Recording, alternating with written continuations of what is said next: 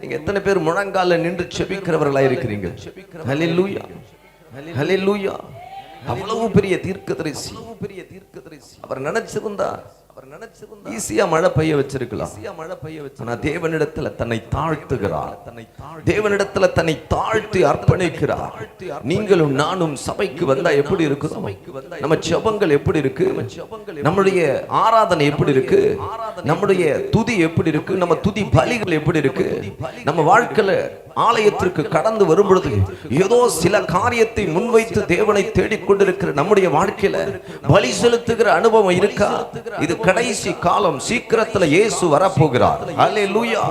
இதை காட்டிலும் ஒரு நற்செய்தி இந்த கன்வென்ஷன் மீட்டிங்ல இருக்காது. இயேசு சீக்கிரத்தில் வரப்போகிறார். ஹல்லேலூயா. நீங்களும் நானும் சந்திக்க ஆயத்தமான்னு கேட்கிறாரு. ஹல்லேலூயா. அப்போ முதல்ல அவிசுவாசத்தை துரத்தி நீ முழங்கால் படியிட்டு தேவனை நோக்கி விண்ணப்பம் பண்ண சொல்றாரு.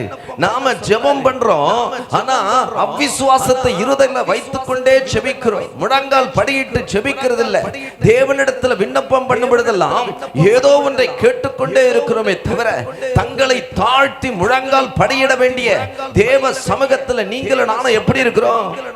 ஹல்லேலூயா.